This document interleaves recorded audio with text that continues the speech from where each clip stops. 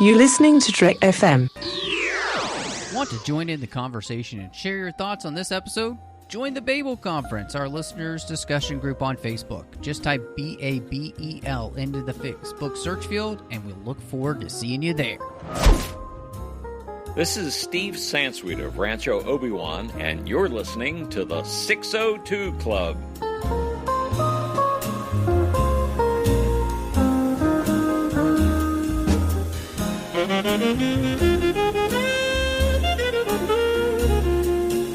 Hello and welcome to the 602 Club, your local watering hole here on TFN.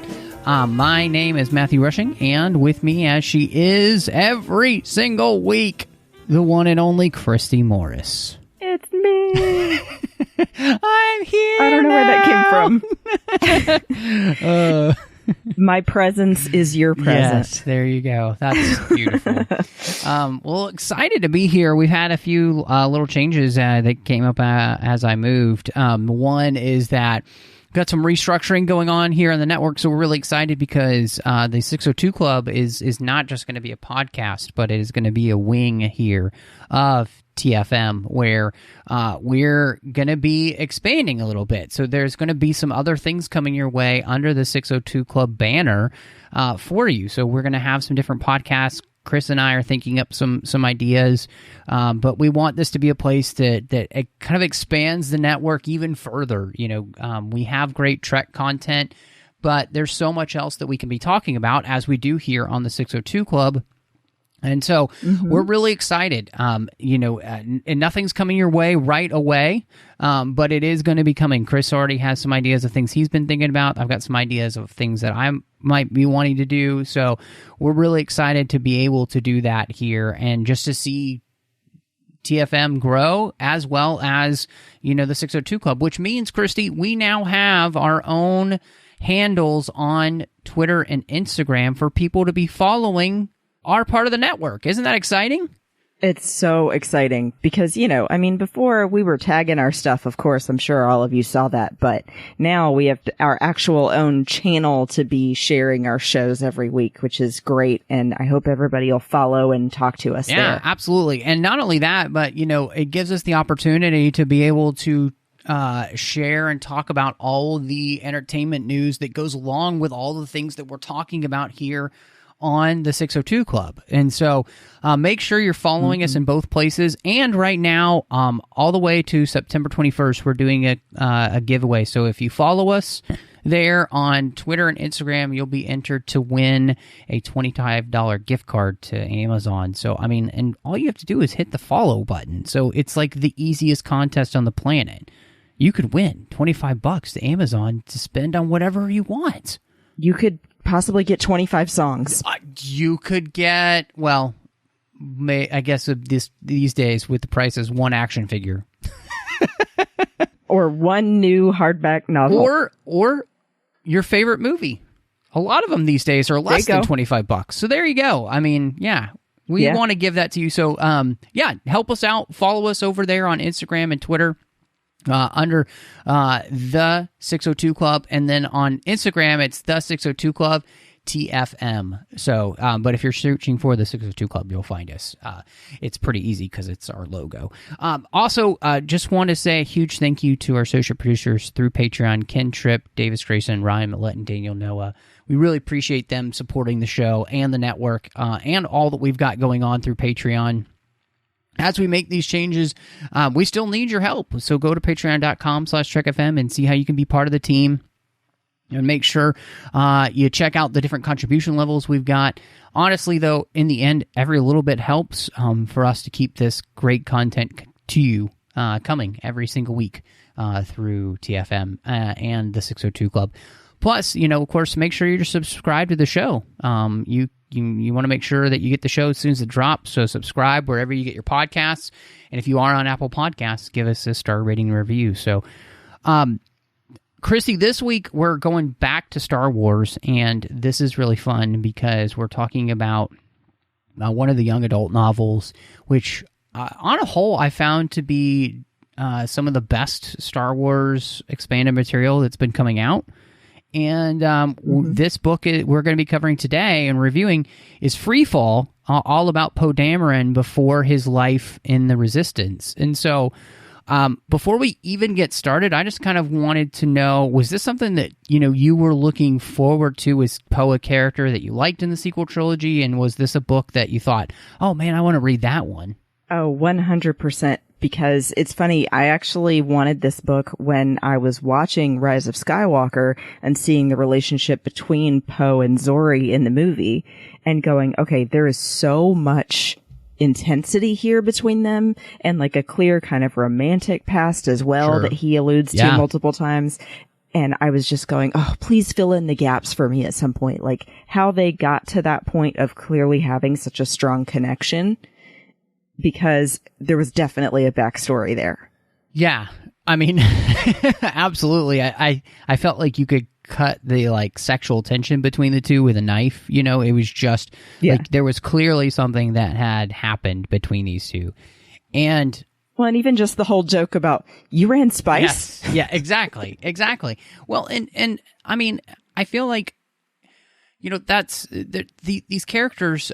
I liked these characters, and Poe was honestly my favorite character in the sequel trilogy, and I always wanted to know more about him. So to me, just the fact that we were going to be diving into his life before... And just Poe.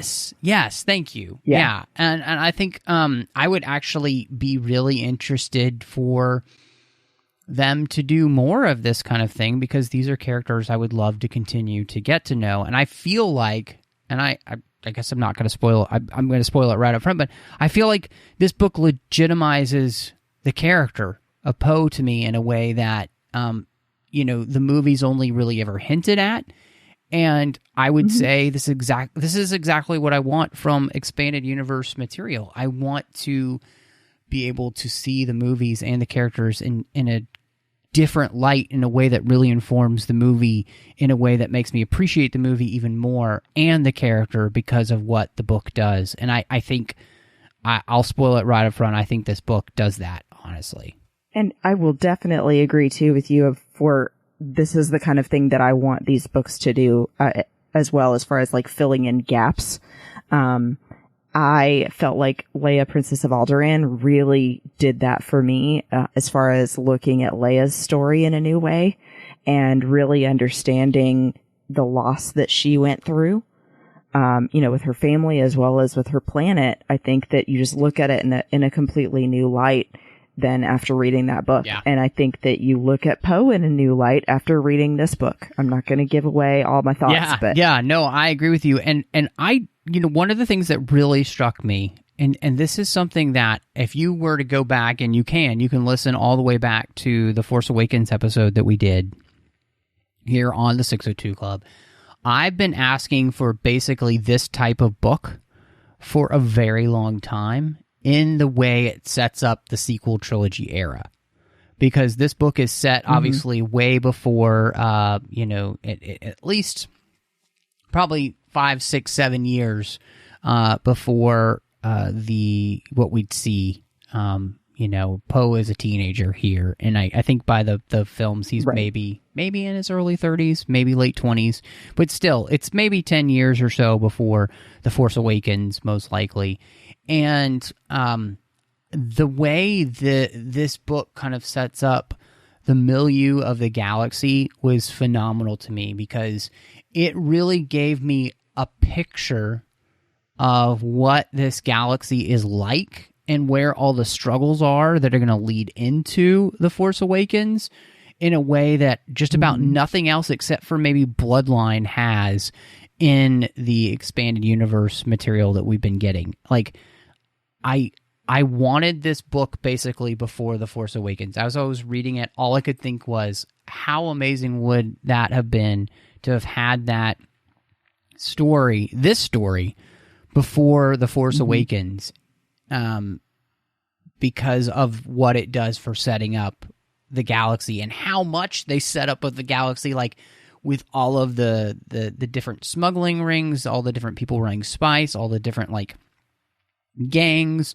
Like, oh my gosh, I can't believe that. And part of that is, we've talked about many a times here on the show, they didn't know. Like, they had no idea this was going to be Poe's story. I mean, Poe was legitimately supposed to die when he saves Finn. And then they, JJ actually brings him back. They end up liking the character so much that they end up finding a way to bring him back in the movie. So they have no idea what his story was going to be. But man, I just wish that they had known, and so they could have given this story before the movie, because all the way back then, because this is just such a phenomenal setup for the Force Awakens and the character of Poe Dameron. And I mean, unfortunately, I don't think they were going to do that for any of their stories, because it was such a huge moment to have the Force Awakens at all. So, they were going to focus on that and only that. But yeah, I agree that it would have been great timing to have it beforehand. But I'm glad that we've got this kind of thing now, at least. And I was going to add too that I think the title is so fitting for it being Poe's story, because, he does feel like another Han. Yeah, I think that's right. I think that the title really fits well. And I mean, the thing that we do here that I thought was brilliant is that we not only set up Poe as a character and the things that he goes through, but we set up where the Republic is. We see the kind of lackadaisical nature to which the Republic is not necessarily worried about the rest of the galaxy, except for those like mid-rim core worlds. They don't really have time to worry about the outer rim. And the loss of the Empire, setting up all of these new spice rings, the spice runners at Kajimi. I think the way all of that has gone down, with the underworld. And then, I mean, they even give us more information than we've ever had on the Guavian Death Gang, because they show up, right. All of those things. Like, if this had been at the beginning, before The Force Awakens, it would have been amazing, because it truly sets up that whole side of the galaxy and just the galaxy in general, and gives you a feeling of what is going on in the galaxy that will lead to The Force Awakens in the first place. Like, you really feel here in this book, like, the reason that people would be even somewhat attracted to the idea of the First Order in some ways, because of the things that we're seeing the New Republic fail at throughout this book. I mean, it's just a very good introduction, and I got to give credit where credit's due. I'm glad that we're getting it now. It's just disappointing we didn't get it before, because it would have been even more impactful, I think, than, having it now in retrospect, which again, it adds to what I see now in The Force Awakens and on through the rest of the sequel trilogy. But it's just disappointing that they chose to not really understand the full reality of the sequel trilogy story, so that they couldn't be truly setting it up in the way that this book does. I mean, it again, give credit to the author here, does a great job of doing that. And I love this book for it, because it makes me appreciate the era a little bit more. Yeah, I was going to add to the underworld as well is my favorite thing about Star Wars, as people may have seen since I dress up as a bounty hunter. So it's something that I think is a source of constant material. And then it fits perfectly here because of exactly what you were saying, Matt, how it's set right after Endor and the New Republic trying to get a grip on things and realizing they only have so much manpower and such a vast amount of space to deal with. And so they can't go as far as they would like, and they don't have as much control as they would like. And I think even borders on this topic of becoming the thing you're trying to prevent. Especially with Troon, you see that she got into this being part of the New Republic, the enforcement officers, because the spice runners murdered her family. But then she's also going after people and possibly murdering people, supposedly for something good. Yeah.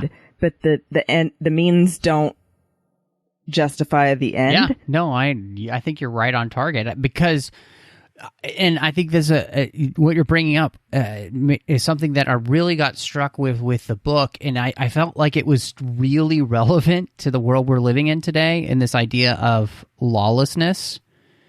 And like you said, Troon's family, she's a New Republic security officer whose family had been killed, by the Spice Runners, and she's out for vengeance, really. But I also... But she's supposed to be a good guy. Exactly. But I also think she has a point, because what she's seeing is that the New Republic isn't really doing the job that it's meant to do, which is to keep lawlessness at bay. And what you see here is with the inaction of the New Republic to do the job that they should be doing in the galaxy, lawlessness begets more lawlessness. And the proliferation of Spice Runners from Gajimi, as well as other gangs, has just grown like tenfold in, the span of, 10, 15 years, because the New Republic just has gotten lax. They have become too inward focused already, the same way that the old Republic had. And I honestly think, too, that's never mentioned here, but you can truly see Luke Skywalker's failure of not working to bring Jedi back to the galaxy, because this is one of the things Jedi are meant to do. They are meant to help keep the peace, and there's no one there to help the government whatsoever to do that. The Jedi are still extinct for all intents and purposes, and what do we see? Without them there to help, the government itself cannot do it all. And part of that is, I mean, this all goes to things we've seen in the expanded universe so far of, Mon Mothma wanted to de-escalate everything and to basically give up the job before it's done, and just not being willing to really do what it takes to then keep order in the galaxy in a responsible way. And Troon is a perfect example of that, and I really loved her story because of just how relevant it is to the world that we're living in today. You cannot allow lawlessness to increase, because it will only lead to more lawlessness. Right. And what an excellent point, bringing up the lack of Jedi at the moment, too, because that even led me thinking about how that whole quote, if you stand for nothing, you'll fall for everything, that without the Jedi, it's like even good people are starting to drift into that dark space and possibly then turning into these lawless people that are, they've got to find some way to get by if the Republic's not doing it for them. Yeah, and I mean, and you didn't run into that thing, if the Republic is not, the government's not going to do its job to keep us safe, well, then it's my job to keep myself safe, right, and or my family, and too, what we truly see here is that, these gangs, and especially the Spice Runners of Kijimi, they're willing to do whatever it takes to succeed, and to make money and to become more prosperous. And when there's nobody in there to fill that vacuum, and that of the void left by the Empire, to keep order, you're left with a mess. You're left with this quagmire that the Outer Rim is turning out to be here. And I'm with you too. I loved Solo, and I loved the way that it added to the underworld. I thought that was fantastic. That's one of my favorite things. I love the Clone Wars for doing that as well. And, some of the best books that we've had, I think of Most Wanted, which is the story about Han and Kira before the movie came out, set before the movie, was fantastic, so this stuff is phenomenal. And I think, the way that we get, just the story here and the relevancy of the story to the world that we live, Segura has done such a good job of making you feel like you can see how the Star Wars world looks on our world. So, yeah. Yeah, that makes sense too. It definitely, it's weird how it kind of crosses over in that way of reality versus fiction and seeing how your two worlds are relating to each other right now. And then I like how it kind of transcends as well the whole of the sequel trilogy, that it could have been released before Force Awakens ever came out, but it also fits now coming out after we've seen Rise of Skywalker. Yep. Yeah, absolutely. And they mentioned Babu Frick, which is the big thing. There you go. So. Absolutely. More Babu. And, I thought one of the things that was really fascinating to me is that, this book really revolves around the two main characters of Poe and Zorii. And in many ways, they're mirrors for each other as they're trying to figure out what it means to grow up in this universe. And I love that, for Poe, it really is about wanting to explore, have adventures, and in a lot of ways, his story kind of mirrors what we see in Anakin and Luke, and that desire to have adventure, to be a hero, to see the galaxy. But in a lot of ways, too, he's even more willing to do kind of whatever it takes to have those adventures. And he's willing to become a criminal to have those adventures. And I really liked that the struggle for Poe is like, is this who I want to be? Do I want to be somebody who's willing to do whatever it takes to get what I want? And is that really what I want? Is my destiny to be a backwater farmer, on Yavin 4 with my dad, or to be a criminal or something else? And I thought the way that Segura writes the story for Poe, I was completely engaged with the whole time. But I also really loved that it is a classic Star Wars story of what are you going to choose? Are you going to be selfless? Or are you going to be selfish? How are you going to live your life? And that's the big theme of Star Wars in many ways. And Poe has to find that out really the hard way, because he makes some bad choices that lead him down a path that could lead to his ultimate, his physical and literal destruction, right? Right. Like if it's not physical, then, mental. Yes. Yeah. Yeah. I think that above all is the biggest selling point for this book. I think that with a YA book, I worry sometimes that it's going to be very surface level and lean more into the romanticism of the story. And I'm glad that this story doesn't do that alone. I think that it was so important for me to have it be a deeper story about Poe's motivations, about where he comes from, as far as his parents, and why he makes the decision to end up with the Resistance later. And I think that we get that. And it's really great, like you said, how he is a mirror as well of like Anakin and Luke's stories of starting on a small farm and just wanting to get out and see the rest of the world. He feels like he's been held back his whole life and that he just can't wait to get off Yavin 4. And then also because he feels like and sees that his father hasn't gotten over losing his wife yet, and that's holding Poe back from dealing with it as well. Yeah, I really like that you bring that up here with Poe's story, because the relationship between him and his father has a big part of this, and relationships between fathers and sons are so Star Wars as well.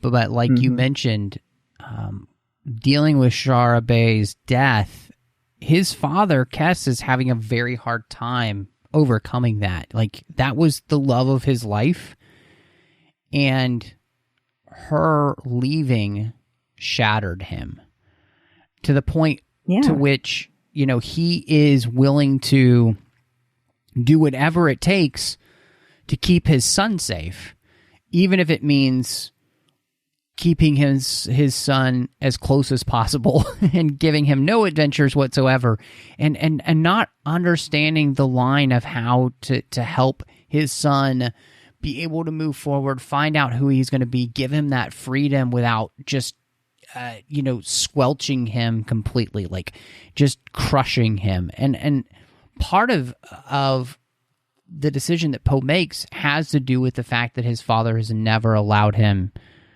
that opportunity. And it's not his father's fault, but it does play into the decision that Poe makes. Yeah, I think that that's something that you definitely see carries throughout the rest of the book, as well as then maybe reflected in the way Poe reacts to things in the films as well. It makes you look at it in a new light as far as the way Poe lives his life from then on, because he didn't get to have the kind of relationship with his father that he had with his mother. And that his father is basically withholding love because he can't accept that Shara Bey is gone. And it made me so sad when he says, I can see her in my son and I don't want to look at it. Yeah. Yeah. Well, and it's just like, you can't do that. Well, and at the same time, what I love too is that, he comes to rescue his son, and he's like, a father will always come for their son. And so he still loves him. Exactly. And I think that's the thing. That's one of the things that actually helps Poe be able to move out of the life of the Spice Runner, is that experience that he has with his father, and his father's best friend coming to save him, and to get him out of this life, realizing that even though his father has not been able to do or love his son perfectly, his father truly does love him and wants what's best for him. And his father knows this isn't what's best for him. And I think that's the thing that allows him to. There's a great quote in the book of that I really love. Poe has the voice of his mother ringing in his ears, saying, you should make your own choices, Poe. We'll never take that from you. We'll teach you enough so that you know how to choose the right path when the time comes. And I think that intervention there with his father is the thing that kind of helps him remind himself that, his parents did what they thought was right in raising him to help him choose the right path. And it just kind of reminds me, like the proverb of train your child up the way he should go, and when he's old, he will not depart from it. And Poe kind of proves that proverb to be correct, right? And Shara Bey even kind of like, that's a nice paraphrase almost. We're gonna show you enough so that you can choose the right path when the time comes. And so Poe has to live with the consequences of his actions of choosing to go off with these Spice Runners in the life that he's chosen for them, and he almost doesn't get out of it. And I think that's a really, I really appreciated this book in Poe's story, because we also see that you have to pay for the consequences of your actions. And Poe almost pays pretty dearly by almost losing his father and their family's best friend when they come to rescue him. Like, he almost loses the only family he has left. And I think I really appreciated the book didn't really pull any punches in that way. Like, that's really strong. Mm-hmm. Yeah, and it even, like, it got to me when Poe realizes at the beginning of him leaving in the first place that it's not what he thought it was going to be. Yep. He wanted desperately to get out. He's mad at his dad. And then he realizes, I'm in some serious stuff here. This is not just, we're going out and having adventures and getting into shenanigans. No, this is like people are dying. Right. And, and then he realizes that although he was mad at his father and his family friend, that they were still the only family he had left, and now he had no one. Right. Well, and I mean, it's like, I'm sure the proverb in the Star Wars galaxy is, the stars are not always brighter on the other side of the galaxy. Right. It's so, but that's what Poe finds out is like, it's not what he thought it was going to be. He had this romanticized version of what life was going to be among the stars, and that's not it, especially the life of a criminal. And I really, appreciate that Poe has to deal with the morality of his choices and figuring out, like, is this who I want to be? You know, he kind of finds himself in a world of 50 Shades of Grey. Like, there's no black or white. And Zorii makes that very clear to him quite a few times. Like, we're not here to play hero. We're not here to be the savior of the galaxy. We're here to do our job and to make money, and we're doing this for us. And, like, again, that whole play out of, like, do you want to live in that world? Do you want to live in the world of no right or wrong, just survival? Is that what you really want? Poe has to make that decision. And I think it's great because that's the Star Wars decision. Do you want to live the selfish life, or do you want to live the selfless life? And do you want to live in a life where there is no right or wrong, where there's only just the law is the law you make for yourself? Is that what you want? And I think we come to realize that's not the life we want. Like, that we are the own arbiters of our own truth. Like, I love that. I think it's so strong. We don't want to live in the world that's 50 Shades of Grey. Right, or where you have to make your own rules and nothing is about being connected to a community and having one place you call home or any of those other things that go along with it. Like, it just, I think Poe really realizes that that's an awfully lonely life. Yeah. And that he doesn't want to go that way. And yeah, it really too also calls back to me when, you know, in Rise of Skywalker, when he's talking to Zorii and they're kind of reminiscing and she says, we could go anywhere. And then they have it in the book as well. Like, Segura included it here.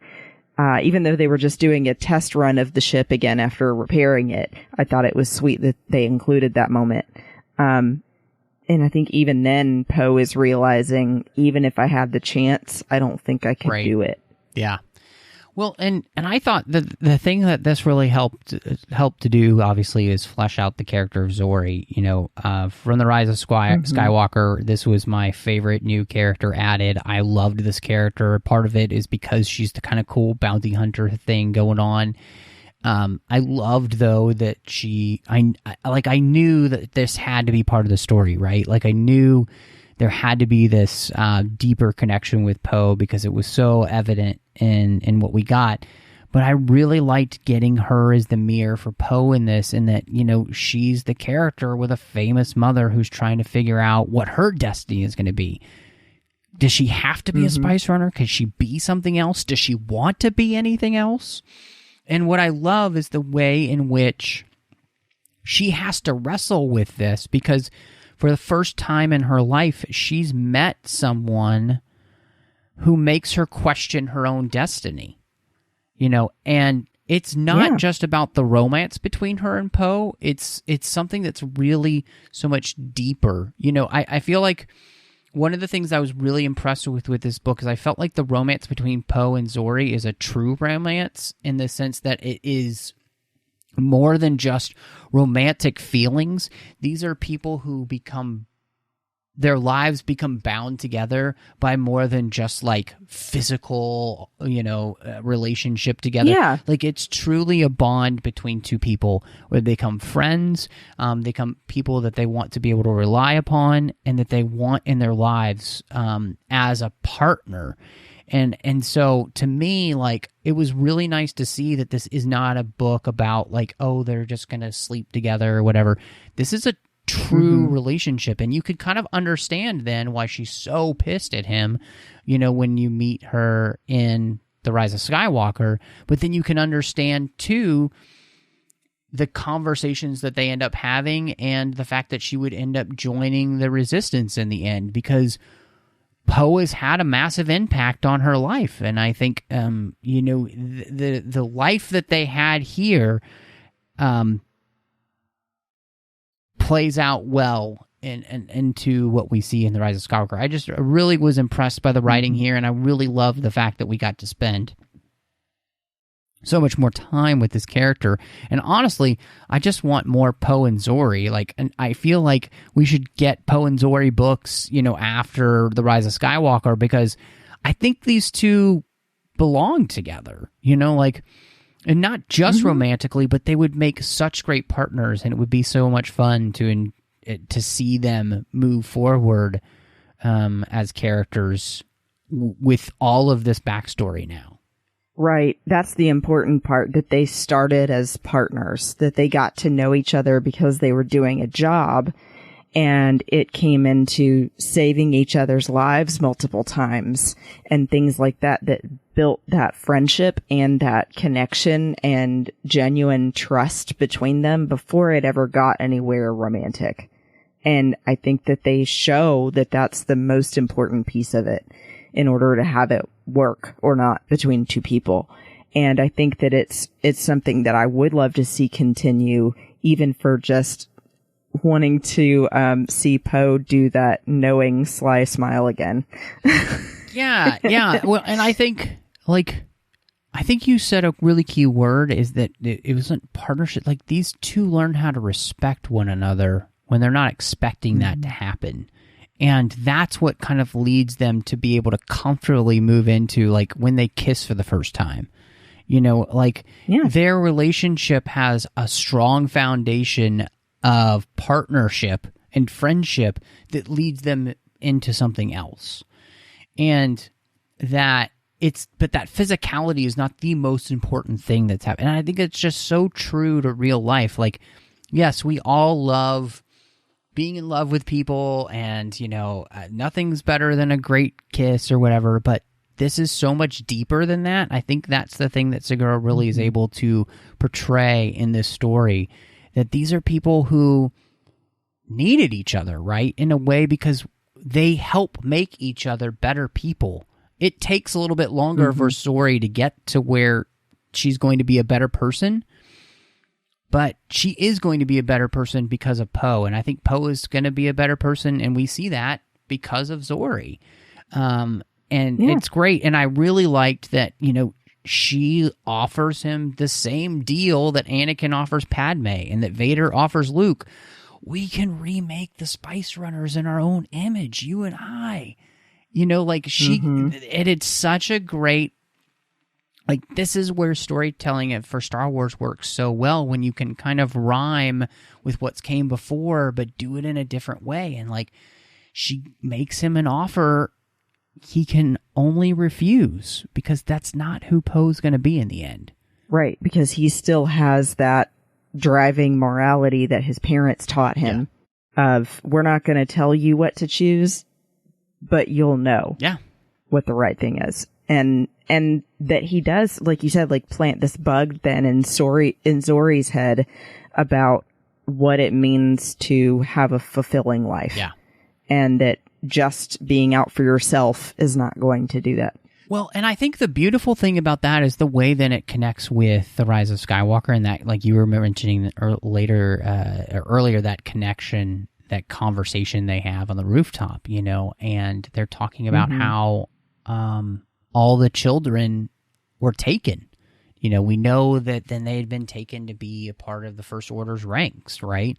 And Zorii lamenting that happening there on Kijimi. And that obviously Kijimi, the Spice Runner's not strong enough to go up against the might of the First Order.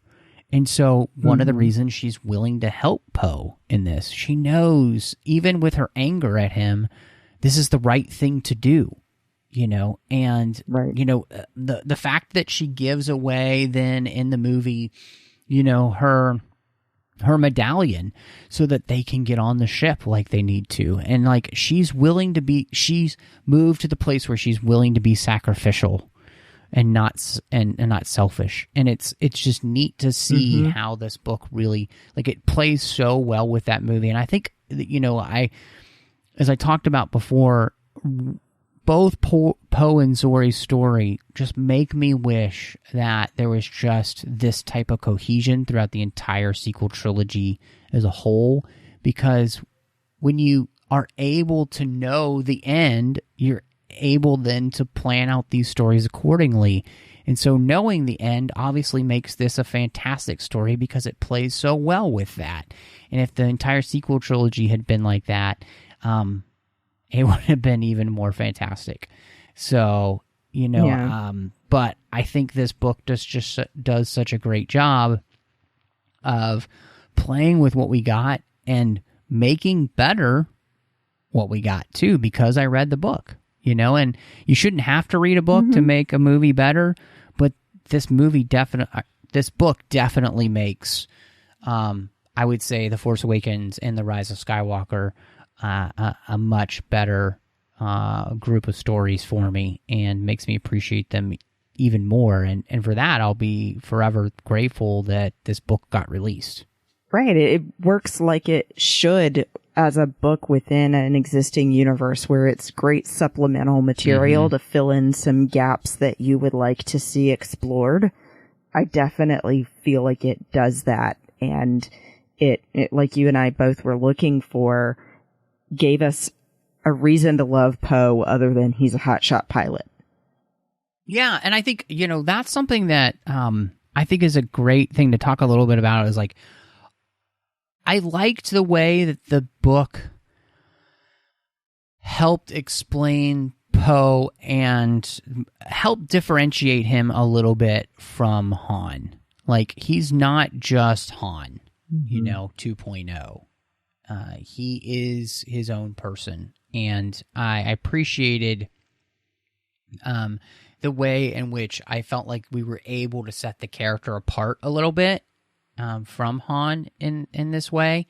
And it's just nice, you know, like, I wish, again, this is one of those things where I just wish we had a little bit more time in the sequel trilogy to spend with Poe's character, to be able to really do that and see a full arc for him in a way that truly makes a lot of sense, because it's great to see him learning all these hard lessons here in this book, you know, about the choices you make, and but also at the same time learning to be that great pilot, you know, who's fearless and you know, I actually really appreciated this book too, because we explained something that didn't make a ton of sense in the Rise of Skywalker, explaining what light skipping actually is, you know.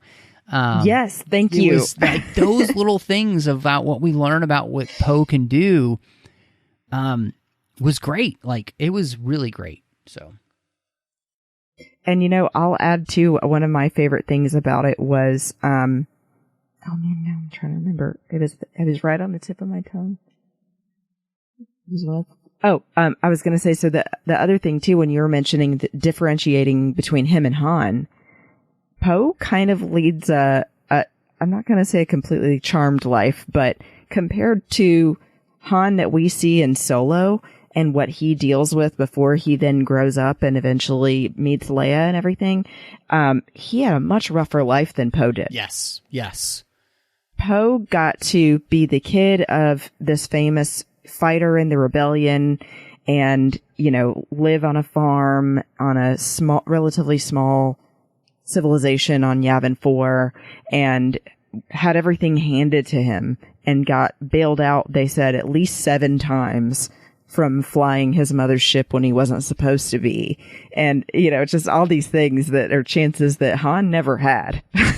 So yeah, I really appreciate you saying that, you know, because I think one of the things that we see here is, you know, Poe is kind of representative of, you know, the younger generations that we have now, where you've been given everything and you have to make the right choices, you know.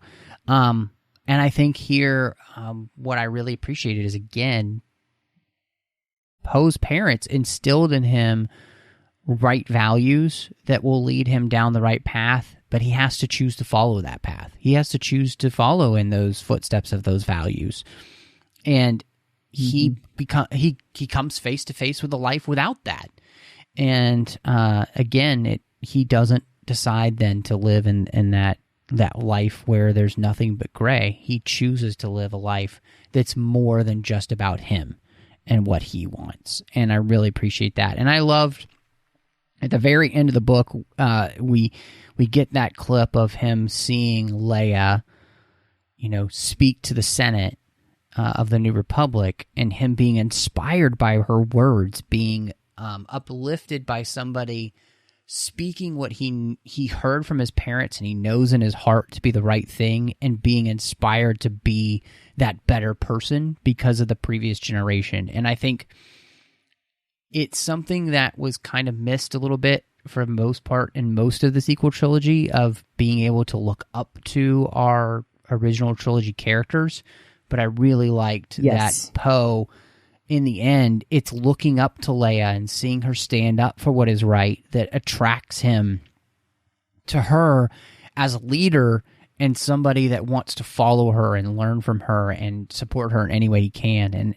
And it leads into such a great place where, and I almost love to have a book now where we continue with the story of Poe and him meeting Leia and becoming a member of the Resistance and all of that. I think that'd be great. Yeah, I do too. And I did like the same kind of relationship we got in Force Awakens with Rey looking up to Han. Yes. Yep. I think that is something, at least, that we did see in the sequel trilogy that I appreciated. And I do wish we'd gotten more of that, but it's nice to then see it in books like this too. 100%. So, Christy, I'm really interested. We've talked, for a while now about Freefall. So, what would you rate Freefall? I was actually pleasantly surprised, and I will give it a 4 out of 5. Very nice. I don't remember. Anyway, I'm gonna say 4 out of 5. Bobby Fricks. Nice. Just because. But it really had so much more depth than I expected. I'm usually not super into YA as a genre, but this one, along with, like I mentioned, Leia, Princess of Alderaan, really made me look at the movies and these character stories in a new light, and added some things to them and gave more expanded background on all of their motivations. So I love that more than anything else. And like I said, that it doesn't focus on just the romantic relationships, that it focuses on the true meaning behind them and what their goals are, and how they change and grow up. Poe here is a kid, and then you're seeing how he's going to become Poe, the, Resistance pilot later. So I really enjoyed it, and I would say it's an almost perfect book. Yeah. No, I mean, I'm right there with you. I feel like I feel like this is the book that I wanted. It's the book that I needed, and I'm so glad that we got it. And, I just want more books about Poe and Zorii. I think that'd be great. I'm going to give this 4.25 Lightspeed skips out of 5 because I really, really enjoyed this, and I thought that it was fantastic. I highly recommend it to everyone. I don't think you want to miss this one. This is definitely a Star Wars book that I've read twice now because I had to read it, for reviewing it, and then, reviewing it here on the show. And I enjoyed both times. Like, it was great. So I'm really excited. Would read again. I would. I might read this book again. I would definitely revisit this maybe in a year or so. Because it's a fun, quick read, and it's just really enjoyable. So highly recommend to everyone. Christy, it is time though for our recommendations for everybody of other things that we would like to recommend to people. Yeah, I actually have one that's a nonfiction recommendation this week.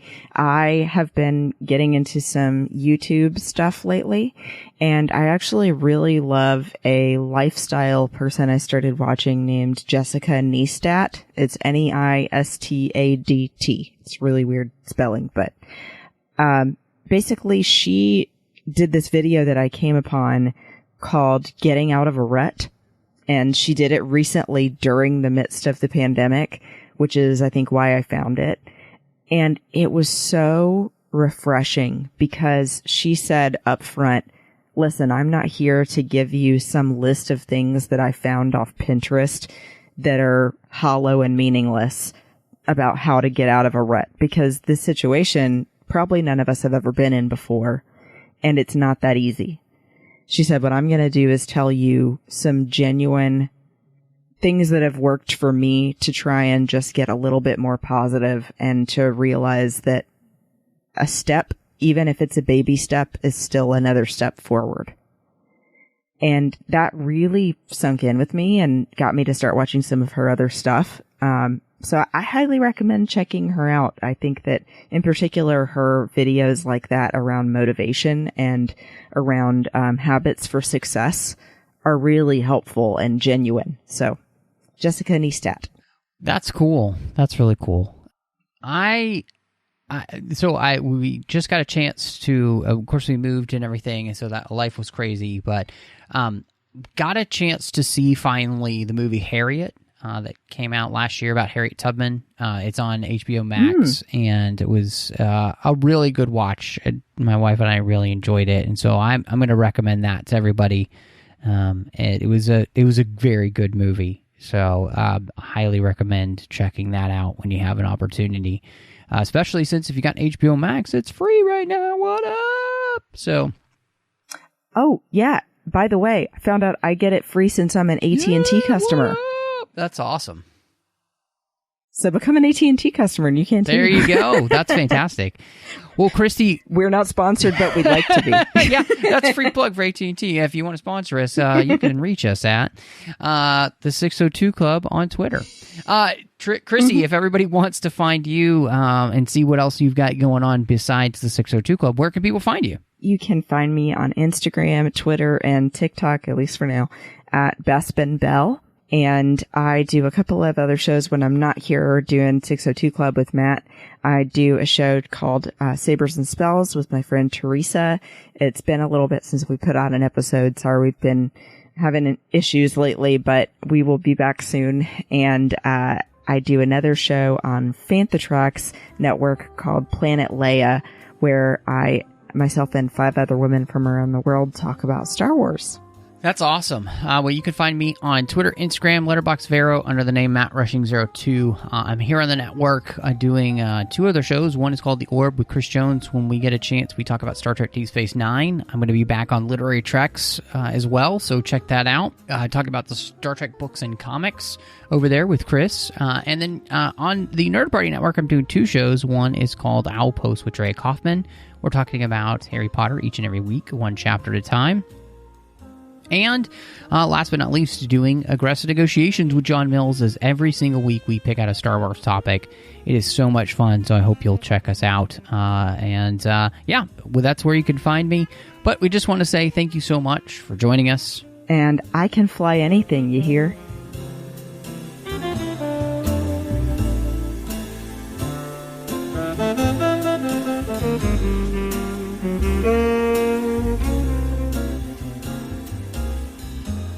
Mm-hmm.